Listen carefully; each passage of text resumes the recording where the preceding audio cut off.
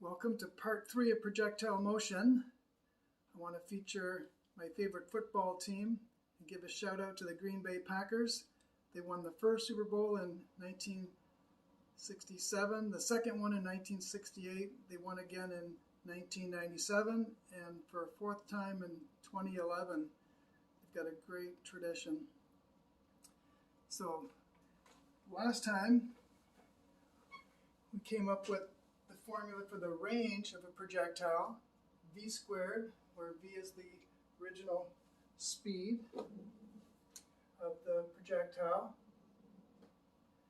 times the sine of 2 theta, double the launch angle, divided by g. And don't forget, the time in the air was 2 times the speed times the sine of theta divided by g. So this time we want to calculate a formula for the maximum height reached by the projectile. And don't forget, my least favorite example of projectile motion is projectile vomiting. Yes, kind of gross. Well, we'll go about this pretty much the same way we went about calculating r. So the height is similarly the average speed in the vertical sense or direction times the time in the air. So we'll call that Vy average. We're going to apply this for the first half of the trip from here to here. So the average is the original V1 in the y direction plus the final V2 in the y direction divided by 2. That's the average. Add them up, divided by 2 times the time in the air, which will be half the total time.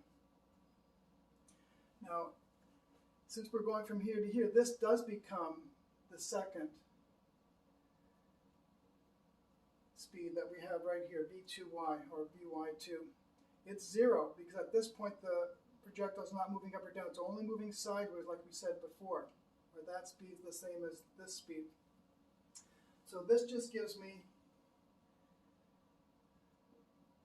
the original, which is v sine theta divided by 2, because that's 0, times half the time, which is v sine theta divided by g, because that 2 will cancel when you divide by 2. So the final formula for the height is v squared sine squared theta divided by 2g. By the way, mathematicians write the sine of theta squared as sine squared theta because they're infinitely lazy and they don't want to put those extra brackets. So that's what that means. It means the sine of theta times itself.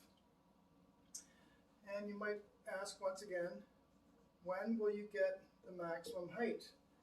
Well, when sine theta is the maximum, of course the faster you launch it, the greater the height will be, but that's kind of obvious. So in terms of the angle, it'll be a maximum when, once again, theta equals 90 degrees. So if you want something to go as high as possible, you need to shoot it straight up in the air.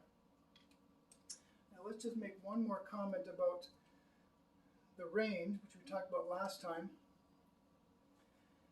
I pointed out that when the angle is 15 degrees, the range, which ends up being here, is half of what it is at 45 degrees. So if theta is